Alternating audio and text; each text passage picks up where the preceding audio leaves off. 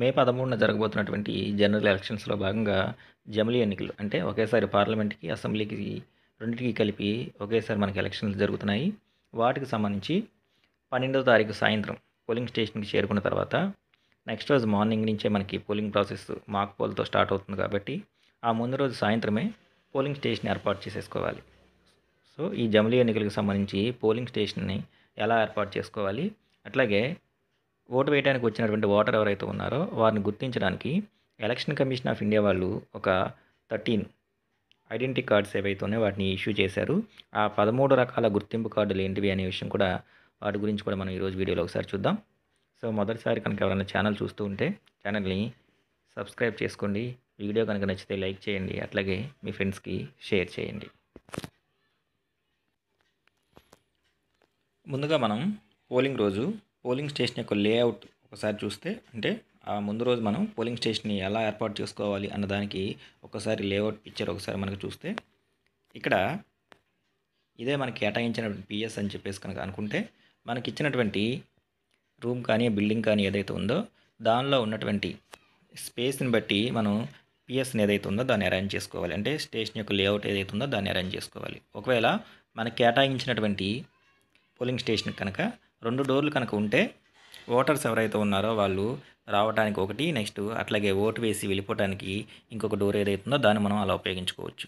ఒకవేళ ఇలా కనుక 2 డోర్లు అంటే 2 గుమ్మాలు లేనిటువంటి పరిస్థితుల్లో మనకి ఎంట్రీ, ఎగ్జిట్ 2 కూడా ఒక దాంట్లోనే ఉంటాయి. కాబట్టి ఆ ఎంట్రీ, ఎగ్జిట్‌కి కూడా సరిగ్గా ప్లాన్ చేసుకొని మనం పోలింగ్ స్టేషన్‌కి సంబంధించినటువంటి ఏర్పాట్లనేవి మనం చూసుకోవాలి. సో, ఓటర్స్ ఎవరైతే ఉన్నారో వాళ్ళు రావడానికి ఒక క్యూ లైన్ ఏదైతే ఉందో దాన్ని అరేంజ్ చేసుకున్న తర్వాత అంటే ఎంట్రన్స్ దగ్గర నుంచి కూడా వాళ్ళు క్యూ లైన్‌లో వస్తూ ఉంటారు. వచ్చిన తర్వాత మొదటగా ఓటర్ ఎవరైతే ఉన్నారో అతను మొదటి పోలింగ్ ఆఫీసర్ అయినటువంటి ఏపీఓ గారు ఎవరైతే ఉన్నారో వారి దగ్గరికి వెళ్తారు. తాను తీసుకొచ్చినటువంటి గుర్తింపు కార్డు ఏదైతే ఉంది. కాబట్టి మనకున్నటువంటి పోలింగ్ స్టేషన్ లేఅవుట్లో ఎంట్రన్స్‌లో స్టార్టింగ్‌లో మొదటి పోలింగ్ ఆఫీసర్ ఎవరైతే ఉన్నారో అతనికి మనం సీటింగ్ అరేంజ్మెంట్ అనేది చేయాల్సి ఉంటుంది. ఎందుకంటే ఓటర్ రాగానే ఆ ఓటర్ని గుర్తించి అతను నెక్స్ట్ రెండో పోలింగ్ ఆఫీసర్ దగ్గరికి పంపించాల్సిన బాధ్యత ఏపీఓ గారిది. కాబట్టి మనం కేటాయించినటువంటి ఆ స్పేస్లో ఎంట్రన్స్ దగ్గర నుంచి ఓటర్ డైరెక్ట్గా ఏపీఓ గారికి వెళ్ళే దగ్గరికి వచ్చేలాగా ప్లాన్ చేసుకోవాలి. నెక్స్ట్ ఆ తర్వాత ఏపీఓ గారు అతని యొక్క ఐడెంటిటీని గుర్తించిన తర్వాత నెక్స్ట్ పక్కనే 17A ఓపీఓ 1 ఎవరైతే ఉన్నారో ఆయన దగ్గరికి తను తీసుకొచ్చిన గుర్తింపు కార్డు ఇచ్చి రిజిస్టర్లో పేరు నమోదు చేయించుకొని సైన్ చేయించుకొని వెళ్ళటానికి పక్కనే ఓపీఓ 1 ఎవరైతే ఉన్నారో వారికి సంబంధించినటువంటి సీటింగ్ అరేంజ్మెంటు. నెక్స్ట్ ఆ తర్వాత ఓపీఓ 2 అక్కడ ఇచ్చినటువంటి స్లిప్ ఏదైతే ఉందో ఆ స్లిప్ తీసుకొని వెళ్ళి ఓపీఓ 2కి ఇచ్చి అక్కడి నుంచి ఓటింగ్ కంపార్ట్మెంట్కి వెళ్ళడానికి అరేంజ్మెంట్స్ అనేవి చేసుకోవాలి. దీనికి సంబంధించి మనకి పోలింగ్ ఏజెంట్స్ ఎవరైతే ఉన్నారో వాళ్ళు at the same time APO ఎవరైతే ఉన్నారో వారు వీళ్ళిద్దరూ కూడా వచ్చినటువంటి ఓటర్ ఎవరైతే ఉన్నారో వారి యొక్క ఐడెంటిటీని గుర్తుపట్టేలాగా ఏపీఓ, ఓపీఓ 1, ఓపీఓ 2 ఎవరైతే ఉన్నారో వీరి బ్యాక్ సైడ్ పోలింగ్ ఏజెంట్స్ యొక్క సీటింగ్ అరేంజ్మెంట్ అనేది మనం చేసుకోవాలి. ఈ సీటింగ్ అరేంజ్మెంట్కి చేసుకునేటువంటి విధానంలో కూడా ముందుగా లోక్సభకు సంబంధించినటువంటి పోలింగ్ ఏజెంట్స్ ఎవరైతే ఉన్నారో వారిని, తర్వాత రాజ్యసభకు సంబంధించినటువంటి పోలింగ్ ఏజెంట్స్ ఎవరైతే ఉన్నారో వారిని సీటింగ్ అరేంజ్మెంట్ ఇచ్చే సందర్భంలో అంటే ఆర్డర్ ఆఫ్ ప్రయారిటీ ఇచ్చేటప్పుడు కూడా నేషనల్ పార్టీస్ ఏవైతే ఉన్నాయో వాటిని, నెక్స్ట్ తర్వాత లోకల్ పార్టీసు, నెక్స్ట్ అట్లాగే ఇండిపెండెంట్స్ అట్లా ఆర్డర్ ఆఫ్ ప్రయారిటీ ప్రకారము పోలింగ్ ఏజెంట్స్కి సీటింగ్ అరేంజ్మెంట్ అనేది ఇవ్వాల్సి ఉంటుంది. నెక్స్ట్ అట్లాగే టోటల్ జరుగుతున్నటువంటి పోలింగ్ ప్రాసెస్ ఏదైతే ఉందో దాన్ని మొత్తాన్ని గమనించడానికి అంటే బయట నుంచి వచ్చేటువంటి ఓటర్లు ఎవరైతే ఉన్నారో వాళ్ళు, పోలింగ్ ఆఫీసర్స్ ఎవరైతే ఉన్నారో వాళ్ళు, ఏజెంట్స్ ఎవరైతే ఉన్నారో వాళ్ళు ఒక ఓటర్ ఓటు వేసి మళ్ళీ రిటర్న్ వెళ్ళేటప్పుడు ఆ ఓటర్ని చూడటానికి ఈ అన్ని రకాల ప్రాసెస్లు ఏవైతే ఉన్నాయో అవి అన్నీ కూడా విజువల్గా ఉండేలాగా పీఓ గారు తన యొక్క సీటింగ్ అరేంజ్మెంట్ అనేది చేసుకోవాల్సి ఉంటుంది. సో ఇక్కడ ఓటర్ వచ్చాడు, వచ్చిన తర్వాత ఏపీఓ గారి దగ్గరికి వెళ్ళారు. నెక్స్ట్ 17A దగ్గరికి 17A రిజిస్టర్లో అతని యొక్క నేమ్ నమోదు చేసి సిగ్నేచర్ తీసుకున్న తర్వాత స్లిప్ తీసుకొని ఓటింగ్ కంపార్ట్మెంట్ ఏదైతే ఉందో దాన్ని ఎలా ఏర్పాటు చేసుకోవాలి అంటే ఓటింగ్ కంపార్ట్మెంట్ని ఏర్పాటు చేసుకోవడానికి ముందు ఓటింగ్ కంపార్ట్మెంట్ అనేది ఏ కిటికీ దగ్గరికి కానీ అట్లాగే గుమ్మానికి దగ్గరికి కానీ ఉండేలాగా కానీ చూసుకోకూడదు. ఓటింగ్ ముందు కానీ పైన కానీ హై వోల్టేజ్ బల్బులు కానీ ట్యూబ్ లైట్లు కానీ ఏవైతే ఉన్నాయో ఉండేలాగా చూసుకోకూడదనమాట. ఎందుకనంటే మనకి వీవీప్యాట్ ఓటు వేసిన తర్వాత 7 సెకండ్ల పాటు అతను ఏ గుర్తుకైతే ఓటు వేశాడో దానికి సంబంధించినటువంటి స్లిప్ డిస్ప్లే అయ్యి మనకి బాక్స్లో పడుతుంది, డ్రాప్ బాక్స్లో. అలాంటి వీవీప్యాట్ మీద కనుక హై డెఫినేషన్ ఉన్నటువంటి లైట్ కాంతి కనుక పెడితే అవి మనకి పనిచేయవు, ఎర్రర్ వస్తుంది. కాబట్టి ఆ ఓటింగ్ కంపార్ట్మెంట్ ఏదైతే ఉందో దాంట్లో ఎక్కువ వెలుతురు పడేలాగా లేదా బయట నుంచి వెలుతురు పడేలాగా వాటికి సంబంధించిన వాటికి ఏవైతే ఉన్నాయో వాటికి దూరంగా వీవీప్యాట్ నెక్స్ట్ ఓటింగ్ కంపార్ట్మెంట్ అనేది మనం అరేంజ్ చేసుకోవాలి. At the same time lighting ఎక్కువ పడకూడదు అనే కాన్సెప్ట్తో మరీ చీకటిగా ఉన్నటువంటి ప్రాంతంలో కూడా ఓటింగ్ కంపార్ట్మెంట్ అనేది మనం అరేంజ్ చేసుకోకూడదు. ఎందుకంటే బ్యాలెట్ యూనిట్కి ఎడమ భాగంలో మనకి వీవీప్యాట్ ఉంటుంది. బ్యాలెట్ యూనిట్లో ఉన్నటువంటి క్యాండిడేట్స్ ఎవరైతే ఉన్నారో వారు ఎదుర్కొంటూ ఉన్నటువంటి గుర్తులు ఏవైతే సింబల్స్ ఏవైతే ఉన్నాయో అవి ఓటర్కి విజిబుల్గా ఉండేలాగా మినిమమ్ లైటింగ్ ఏదైతే ఉందో అలాంటి ప్రాంతంలో ఓటింగ్ కంపార్ట్మెంట్ అనేది మనం అరేంజ్ చేసుకోవాలి. నెక్స్ట్ అట్లాగే ఓటింగ్ కంపార్ట్మెంట్కి అరేంజ్ చేసుకున్న తర్వాత ఒకసారి దాన్ని మనం క్రాస్ చెక్ చేసుకోవాలి, దాంట్లో తగినంత వెంటిలేషన్ ఉంటుందా లేదా అని చెప్పేసి. నెక్స్ట్ లోపలికి వచ్చినటువంటి ఓటింగ్ కంపార్ట్మెంట్లోకి తాను ఓటు వేసేటప్పుడు సీక్రెసీ ఏదైతే ఉందో అది మెయింటైన్ అవుతుందా లేదా అనేది కూడా చూసుకోవాలి. అంటే అతను ఓటు వేసే విధానము అక్కడ ఉన్నటువంటి పోలింగ్ ఆఫీసర్స్ కానీ ఏజెంట్కి కానీ బయట ఉన్న వాళ్ళకి కానీ కంటికి కనిపించకుండా అంత సీక్రెట్స్గా ఉందా లేదా అనే విషయం కూడా మనం ఒకసారి చూసుకోవాలి. ఓటింగ్ కంపార్ట్మెంట్లు గుమ్మానికి కానీ నెక్స్ట్ కిటికీలకి కానీ దగ్గరలో ఉండకూడదు. నెక్స్ట్ ఓటు వేయడానికి వచ్చినటువంటి ఓటు వేసి ఈ ప్రాసెస్ అంతా కంప్లీట్ చేసుకొని మళ్ళీ తిరిగి వెళ్ళిపోయేంత వరకు కూడా చక్కగా ఉండేటువంటి ఒక క్యూ పద్ధతిలో వెళ్ళేలాగా మనం ప్లాన్ చేసుకోవాలి. అంటే రష్గా ఉండకుండా ఓన్లీ ఒకరు అయిన తర్వాత ఇంకొకరు అయిన తర్వాత ఇంకొకరు అలా వాళ్ళని లోపలికి మనం అనుమతించాలి. అట్లాగే పోలింగ్ ఆఫీసర్స్గా ఉన్నటువంటి వ్యక్తులు అంటే బ్యాలెట్ ఇచ్చేయాలి, కంట్రోల్ యూనిట్ దగ్గర నుంచి బ్యాలెట్ ఇచ్చేటువంటి వాళ్ళు ఎవరైతే ఉన్నారో అదర్ పోలింగ్ ఆఫీసర్స్ ఎవరైతే ఉన్నారో వాళ్ళు OPO3 OPO4 ఎవరైతే ఉన్నారో వాళ్ళు బ్యాలెట్ ఇచ్చిన తర్వాత ఓటరు కంపార్ట్మెంట్లోకి వెళ్ళి ఓటు వేస్తున్నారా లేదా అని చెప్పేసి అది కూడా మనం గమనిస్తూ ఉండాలన్నమాట. ఎందుకంటే కొంతమంది ఓటు ఇచ్చిన తర్వాత ఓటు వేయకుండా వెళ్ళిపోతుంటారు, లేకపోతే బ్యాలెట్ నొక్కిన తర్వాత గట్టిగా నొక్కరు, అది బీప్ అని శబ్దం రాదు, కానీ వాళ్ళు ఓటు పడిపోయిందని చెప్పేసి వెళ్ళిపోతూ ఉంటారు. తర్వాత మనకి నెక్స్ట్ టోటల్ బటన్ ప్రెస్ చేసినప్పుడు 17Aలోను APO గారి దగ్గర ఉన్న లిస్టులోను నెక్స్ట్ ఇక్కడ ఉన్న దాంట్లో మనకి వేరియేషన్ వస్తుందన్నమాట. కాబట్టి అదర్ పోలింగ్ ఆఫీసర్స్ ఎవరైతే ఉన్నారో కంట్రోల్ యూనిట్ దగ్గర బ్యాలెట్ ఇచ్చేవాళ్ళు వాళ్ళు ఈ ప్రాసెస్ని చాలా జాగ్రత్తగా చూసుకోవాలి. అట్లాగే కంట్రోల్ యూనిట్కి వీవీప్యాట్కి కనెక్ట్ చేసినటువంటి కేబుల్ ఏదైతే ఉందో అది మనకి పోలింగ్ ఆఫీసర్ దగ్గర నుంచి ఓటింగ్ కంపార్ట్మెంట్ వరకు కూడా కింద వేలాడుతూ ఉంటుంది. వేలాడేటప్పుడు వచ్చేటువంటి ఓటర్స్ ఎవరైతే ఉన్నారో వాళ్ళందరికీ కూడా ఇబ్బంది లేకుండా జాగ్రత్తగా వాళ్ళ కాళ్ళకు తగలకుండా ఉండేలాగా ప్లాన్ చేసుకోవాలి ఆ కేబుల్ ఏదైతే ఉందో అది. అట్లాగే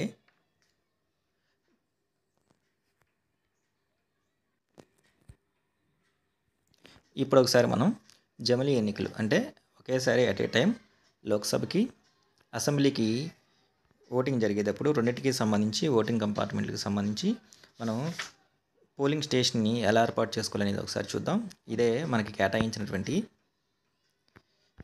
పిఎస్లో ఉన్నటువంటి మనకి కేటాయించినటువంటి రూమ్ అయితే దాంట్లో ఒకే రూమ్లో మనకి ఎంట్రీకి ఎగ్జిట్కి అవకాశం ఉన్నప్పుడు ఆ భాగం ఏదైతే ఉందో దాన్ని టూ పార్ట్స్గా అంటే వచ్చేటువంటి ఓటర్స్ ఎవరైతే ఉన్నారో వాళ్ళు ఇలా వచ్చేలాగా వెళ్ళేటటువంటి ఓటింగ్ ప్రాసెస్ కంప్లీట్ చేసుకుని వెళ్ళే వాళ్ళు ఎవరైతే ఉన్నారో వాళ్ళు ఎగ్జిట్ వెళ్ళేలాగా ప్లాన్ చేసుకోవాలి.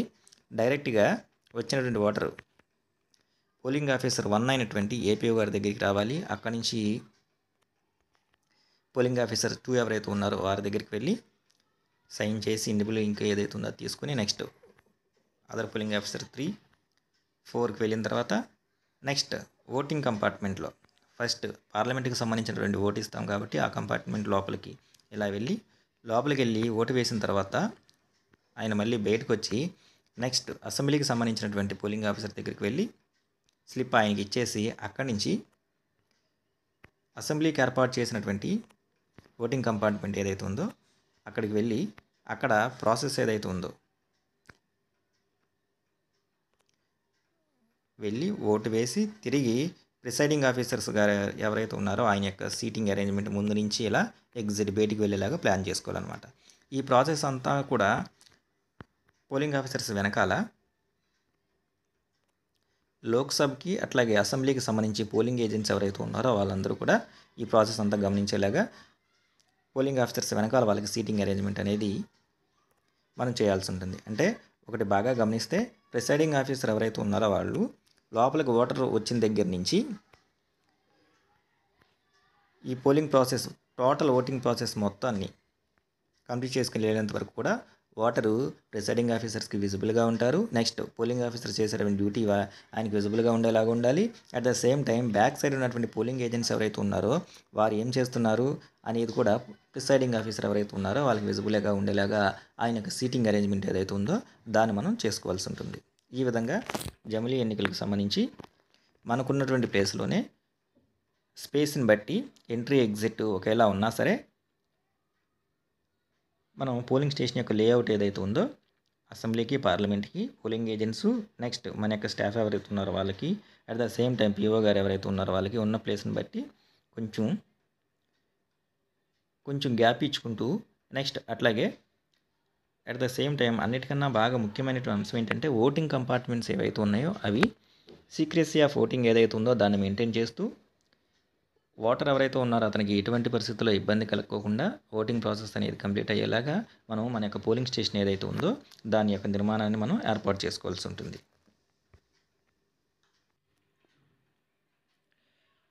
మన యొక్క పోలింగ్ గది నమూనా అమరికను బట్టి ఈ విధంగా మనం అనుకూలంగా ఏర్పాటు చేసుకోవచ్చు.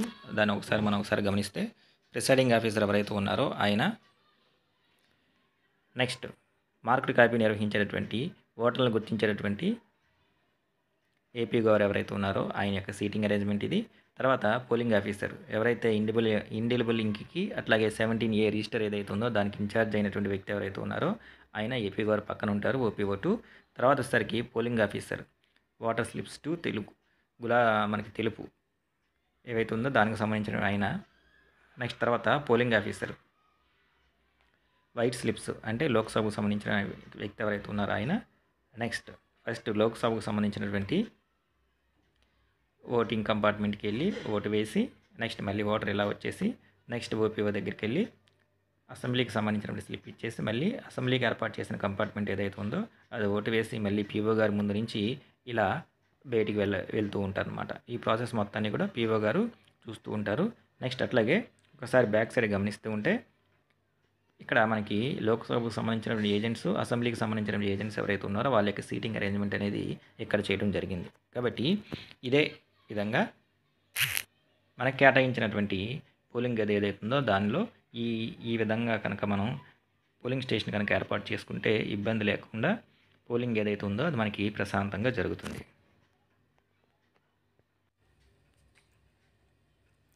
ఇంక నెక్స్ట్ వన్ వచ్చేసరికి ఎలక్షన్ కమిషన్ ఆఫ్ ఇండియా వాళ్ళు ఓటర్ యొక్క గుర్తింపు కార్డు ఎవరైతే ఉన్నారో మనకి ఎపిక్ కార్డులు ఓటర్ గుర్తింపు కార్డులు అందరికీ ఇష్యూ చేయడం జరిగింది. అయితే ఆ రోజు ఓటింగ్ జరిగే రోజు ఓటు వేయడానికి వచ్చినటువంటి ఓటర్ ఎవరైతే ఉన్నారో అతను ఎపిక్ కార్డుని ప్రొడ్యూస్ చేయలేనటువంటి పక్షంలో తనతో పాటు ఓటర్ గుర్తింపు కార్డు తీసుకురాని పక్షంలో అతన్ని ఓటు వేయడానికి మనం నిరాకరించకూడదు. అందుకని చెప్పేసి ఎలక్షన్ కమిషన్ ఆఫ్ ఇండియా వాళ్ళు అదర్ దాన్ ఎపిక్ కార్డు కాకుండా అంటే ఓటర్ గుర్తింపు కాకుండా ఇంకా 12 రకాలైనటువంటి గుర్తింపు కార్డులని ఇష్యూ చేశారు. వీటిలో ఏ ఒక్క పత్రం తీసుకొచ్చినా సరే ఓటర్ని మనం ఓటు వేయడానికి అనుమతించాలి. అంటే ఎపిక్ కార్డుతో కలుపుకొని మొత్తం గుర్తింపు కార్డులు 13. ఎపిక్ కార్డు ప్రొడ్యూస్ చేయలేనటువంటి సందర్భంలో ఈ దిగువ తెలిపినటువంటి 12 ఏవైతే ఉన్నాయో ఈ 12 డాక్యుమెంట్స్లో ఏ ఒక్కటి ప్రొడ్యూస్ చేసినా సరే ఓటు వేయడానికి మనం అనుమతించవచ్చు. అది వచ్చేసరికి ఫస్ట్ మొదటిది Aadhaar card, next second one వచ్చేసరికి జాబ్ కార్డు MNREGA ఏదైనా ఉద్యోగానికి సంబంధించిన జాబ్ కార్డు. నెక్స్ట్ అట్లాగే పోస్ట్ ఆఫీస్ వాళ్ళు కానీ బ్యాంక్ వాళ్ళు కానీ దాని మీద కన్సర్న్ ఓటర్ యొక్క ఫోటోగ్రాఫ్ అంటించి వాళ్ళు ఇష్యూ చేసినటువంటి పాస్బుక్ ఏవైతే ఉందో అవి కానీ, తర్వాత health insurance smart card issued under the scheme of minister of labours దానికి సంబంధించినటువంటి స్మార్ట్ కార్డ్స్ హెల్త్ ఇన్సూరెన్స్ కింద ఇచ్చిన స్మార్ట్ కార్డ్ ఏవైతే ఉందో అది కానీ అది కూడా గుర్తింపు పత్రంగా ఉపయోగించవచ్చు. నెక్స్ట్ అట్లాగే డ్రైవింగ్ లైసెన్స్లో కన్సర్న్డ్ ఓటర్ యొక్క ఇమేజ్ ఉంటుంది. డ్రైవింగ్ లైసెన్సు, నెక్స్ట్ తర్వాత వచ్చేసరికి పాన్ కార్డు, నెక్స్ట్ అట్లాగే ఆర్జీఐ అండర్ ఎన్పిఆర్ ఈ సంస్థల కింద ఇచ్చినటువంటి స్మార్ట్ కార్డ్స్ ఏవైతే ఉన్నాయో అవి, నెక్స్ట్ పాస్పోర్టు, నెక్స్ట్ అట్లాగే pension document with photograph. Pension తీసుకోవడానికి వాళ్ళకి నెల మంత్లీ పెన్షన్ తీసుకునే వాళ్ళు దాని మీద వాళ్ళ ఫోటో అంటించి ఉంటుంది. అది కానీ లేకపోతే central state government public sector undertakings public limited కంపెనీలో పనిచేసేటటువంటి ఎంప్లాయీస్ ఎవరైతే ఉన్నారో వాళ్ళకి ఆ సంస్థ ఇష్యూ చేసినటువంటి సర్వీస్ ఐడెంటిటీ కార్డ్స్ ఏవైతే ఉన్నాయో అవి కానీ, next official identity cards issued by MPs, MLAs, MLCs, అట్లాగే ఇలాంటి వాళ్ళు ఇష్యూ చేసినటువంటి official identity cards issue to MPs, MLAs, MLCs ఇట్లాంటి ప్రభుత్వ అధినేతలు ఎవరైతే ఉన్నారో వాళ్ళకి గవర్నమెంట్ ఇష్యూ చేసినటువంటి ఐడి కార్డులు ఏవైతే ఉన్నాయో అవి కూడా గుర్తింపు పత్రంగా ఉపయోగించవచ్చు. నెక్స్ట్ యూనిక్ డిజేబిలిటీ ఐడి, దివ్యాంగులు ఎవరైతే ఉన్నారో వాళ్ళకి డిజేబిలిటీ కింద వాళ్ళకి ఇష్యూ చేసినటువంటి యూనిక్ డిజేబిలిటీ ఐడి కార్డు ఏవైతే ఉన్నాయో అవి social justice and empowerment government of India వీళ్ళు జారీ చేసినటువంటి పత్రాలు ఏవైతే ఉన్నాయో ఈ 12 రకాల పత్రాల్లో ఏ ఒక్క పత్రం ఓటరు మనకి చూపించినా సరే అతను ఓటు వేయడానికి మనం అనుమతించవచ్చు, ఇంక్లూడింగ్ ఎపిక్ కార్డుతో కలుపుకొని మొత్తం ఈ 13 రకాల గుర్తింపు పత్రాల్లో ఏ కార్డు అయినా సరే ఓటర్ని ఓటు వేయడానికి మనం అనుమతించాలి. ఇది 13వ తారీఖు ఎలక్షన్ జరిగేటప్పుడు ఆ రోజు ఉదయం ముందు రోజు సాయంత్రం పోలింగ్ స్టేషన్ ఏర్పాటు చేసుకోవడము, నెక్స్ట్ అట్లాగే 13వ తారీఖు వచ్చినటువంటి ఓటర్లు ఎవరైతే ఉన్నారో వాళ్ళ యొక్క గుర్తింపుకి సంబంధించి ఎలక్షన్ కమిషన్ ఆఫ్ ఇండియా వాళ్ళు ఇష్యూ చేసినటువంటి గుర్తింపు పత్రాలకు సంబంధించినటువంటి వివరణ.